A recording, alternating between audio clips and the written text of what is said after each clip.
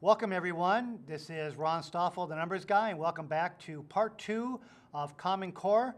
And now we have one additional guest.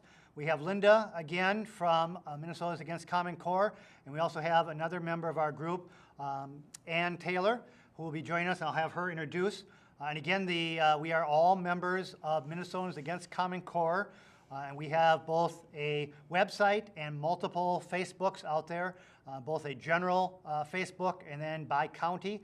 And I'll have that information at the bottom of this screen during this introduction. But first I'll have Ann introduce herself for the first time to the audience, and then we'll get into the details, part 2 of Common Core. Well, thank you for having me, Ron. Thank you.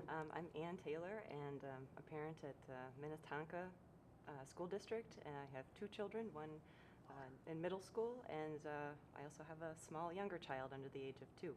Okay, very good.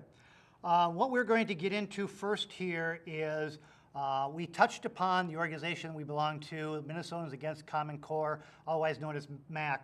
But what we're going to do is take some time to really do some detailed introductions of our organizations, what we're about, kind of what our purpose is, the plans, and then if people want to know more about us, the websites, and then if you want to get more involved, how to help us. So I'm going to start with Linda, being one of the co-founders. If you can talk a little bit about that, and then each of us will kind of add a little bit as to how we've helped and come on board with you. All right. Thank you again, Ron.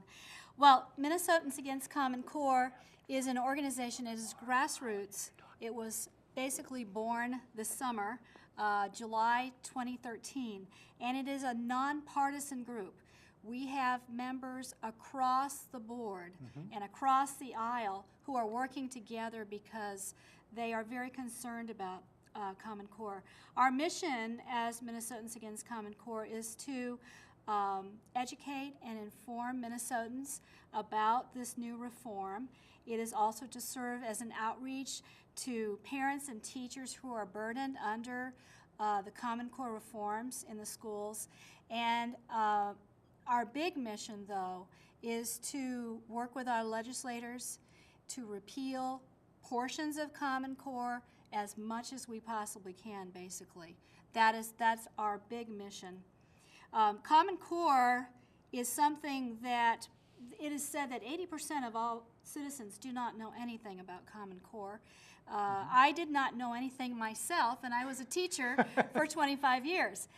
Many of the teachers in my former district this summer knew nothing about it, yet it had been implemented in Minnesota in 2011 through English Language Arts. And so it is high time we learn what this is all about, we feel. We are also working with a number of other groups. Right. We have been partnering with groups, some teacher groups in the state. We've also in coordinating with other groups. The St. Paul Teachers Union is another group in the state who is trying to change a little bit of the testing, the over-testing that we did talk about in the last segment. Right. That is going on every year for our children in Minnesota and throughout the country, really. And so they're trying to pull back on a little bit, peel off a little bit of that testing. And there are a number of groups. And so we are really working with many groups here in the state, and it is a lot bigger than MACC, essentially. We do have some needs, I guess we could say, right now. We have a board. We have a lot of people that are helping right now, and as you know, a grassroots organization needs people to help. Yep. And we are at that point. So I want to just list a couple of things since we're talking about it. Right now we are needing researchers, people that have a little bit of time, maybe late at night, to do some researching on the net. We need some county administrators throughout Minnesota, although we have a number of counties that are already working. We need some speakers to get out and do the live presentations around the state. We also need some more media contacts throughout the state for radio, news, and internet. We are needing some more bloggers. So if any of this sounds good to anyone, please contact us. Bloggers and writers, if you love to write and blog about something and this has captured you and your heart, let us know. We are needing some legislative contacts, and of course, every person can contact their legislator and needs to on this issue. But we could certainly use some that would be helpful to each legislator, particularly. We also are looking for contributors. We would love to have contributions to help us in our work, and we are needing a little bit more IT help. We have some, but would be good to have some backup. Yep. Yeah. And on the administrators for the county, those are for the Facebook pages, and it really doesn't take a lot of time. It's a matter of getting some of the articles I help with that area, and getting those out, and then just monitoring it from time to time with comments and adding comments. So it isn't a big time. None of these, I don't think, are big time No. barriers or anything, and they can be mostly done at home. There's a few of them that can't be, but most of them can be done at home, evenings, or if you're, different shifts and stuff. So that it is helpful to get out, and will help educate you if you're not on an area that you're enthused about. And especially, I know outstate is an area that we're needing more people, especially for the administrators. The metro area we've got a little bit more handle on just because of population, but we do need more help, specifically even speakers, outstate, because the state's kind of big and we're trying to handle with a small group. So what I would add to that is, and I'll put again the website and our main Facebook page, but there's a lot of videos that we have up, both that we have done a few here, but also nationwide to give you a flavor for that. A lot of resources. So if you, we're trying to give you a taste in an hour total here to get a flavor for it, but there's a lot of resources. So you don't have to recreate the wheel. People that need to have that to be able to go back to, please do go out to our website and look at that.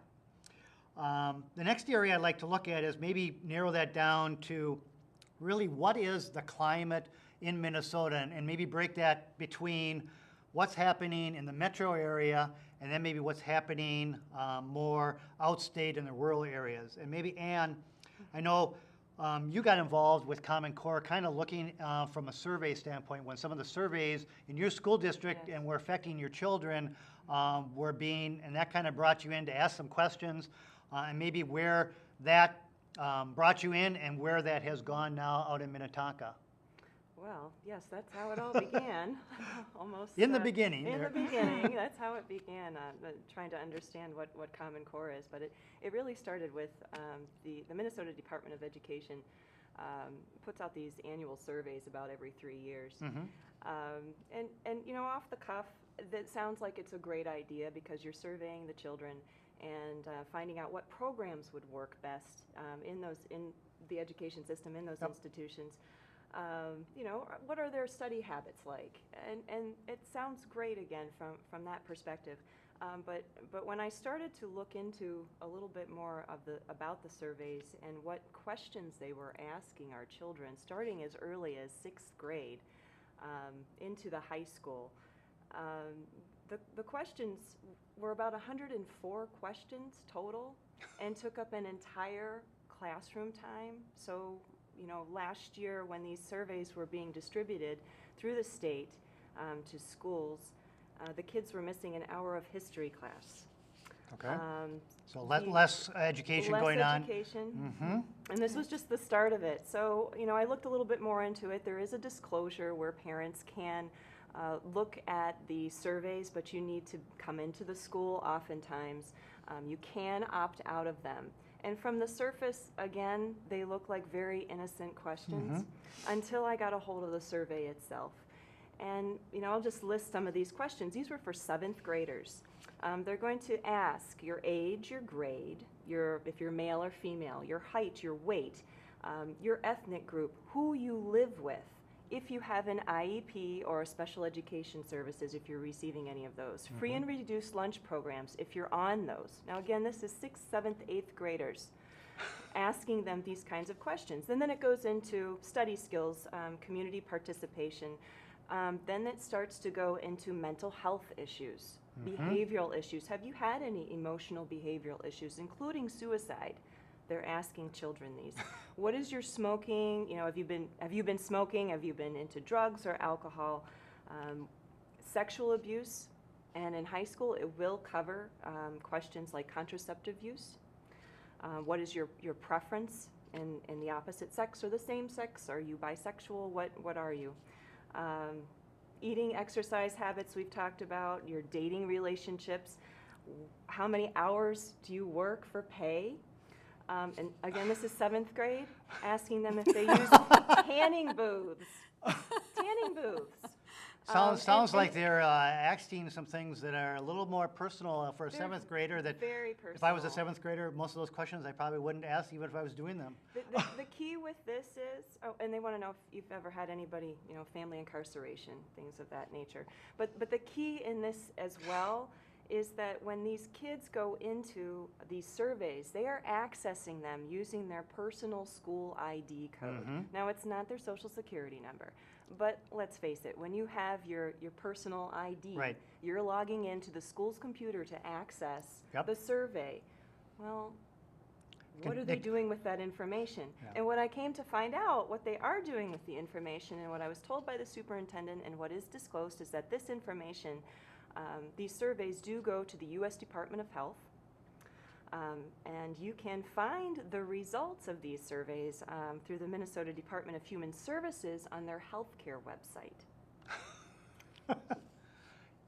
And this is just one sampling. Now, this is, the whole state will be doing this, and this is nationwide as well. I've talked to other families in other states that okay, these kinds of surveys are going on. mm-hmm, But in the meantime, before this survey came up, prior to that, the district was planning on doing their own, and you can put quotes around it, their in-house survey, if you will. mm-hmm, And that was from the Search Institute, which is local. They've gone national, and okay, their perspective was the same thing. The building assets, or developmental assets, which are building blocks to you know, more positive relationships and study skills and values, you know, for a mm-hmm, child to grow into a healthy adult. right, And that sounds great on the surface. We want to know what our kids are doing, what they're involved in. right, But again, 160 questions, more than the Minnesota Department of Education is asking, 160 questions, a whole hour of classroom time being taken up. And the questions were very similar in nature to the state survey as well. mm-hmm, That one did not go through because one person on the board was concerned about privacy. So they were not able somebody to with a conduct conscience. this. They were not able to conduct a Search Institute survey, Okay, but I wouldn't doubt it if other districts are doing this and, Sure. and parents aren't aware of it. Sure. And but the Minnesota Department of Education is one that's put through, I believe, every 3 years. okay. And, So you could almost, you know, you could take the Minnesota one year, and then this other one, if they have multiple ones, so that they may be being tested more than 3 times, you know, Yeah. once every year or something on similar type things that are going to different organizations, and goes. and I don't think, I'm sorry. No, go ahead. I'm gonna interrupt. The point I wanted to make too, that's really important, is that parents don't always see this. Mm-hmm, This was one of those that I received notification about through an email, you know, a weekly parent update that comes through emails, and not every parent sits down and looks at this. right, Not every parent, you know, you might see, okay, the choir's coming up, you know, there's little Johnny having his basketball thing, you know, we're having this big association thing coming up, you know, with the school and this and that. You're looking at those things, and parents really need to take the time to read these emails and find out Yep. what's going on. It is your right as a parent to go in and review these surveys. Right. See what your kids are doing. You have every legal right to be doing this, and you have a right to opt out. Yep. Every right to opt Well, out. it gets back to parental rights that we need to let everybody know that they are still out there. You may have to fight for it, and I think we'll get into a few examples that we're having with some administrators that are making it more difficult. But yeah, I would say that if they're doing this on a statewide basis, it's concerning some of those questions, even at high school. Some of those questions as a parent, to me, are none of their business. And hopefully you can talk to your student and know ahead of time. But if you don't Right. even know that, they're just gonna, they think it's another thing that, you know, the authority figure that schools have Sure. is that compliance, you know, they're gonna try to do it unless they're told by their parent Now, elsewhere. there was another survey given this year in Minnetonka, was there not? was there an adjusted survey that came through Cosmo, or was that not given? That there wasn't it wasn't an actual survey, but it's where they got the information from. There's another piece in this, and this all ties into Common Core. The other piece has to do with what they call embedded health, or an embedded health lesson. And it was disclosed to me because, again, parents do have the right to ask for the curriculum and the materials, even if you opt your child out of these. Right. But coming across the material that was used for one of them had to do with dating and relationships and sexting, and they actually called it a sexting lesson. Not how not to or how to be aware of, but terminology is the important. Terminology kind of, is teaching them a little bit here.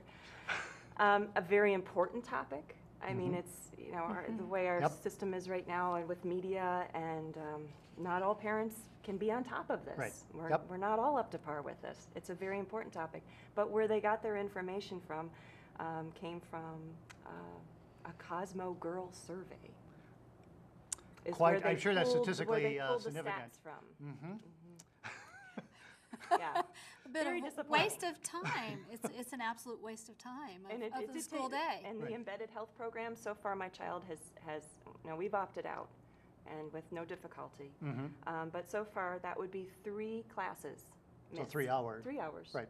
Missed. History, math, or not history. They don't call it history anymore. They call it global studies. Oh, yes, that's right. So that's an hour of that, an hour of math, and the Explore test as well, which this is going back, To the Linda, with testing. with the testing, and as well as the data mining, because part of the Explore test in 8th grade is the pre-ACT. Right. I don't want to get off subject Yep. too much. Nope. But the pre-ACT Right. also does an inventory, trying to find out Right. 72 questions of what do you like to do? Right. And again, it's all computerized. Yep. Right. Oh, yes.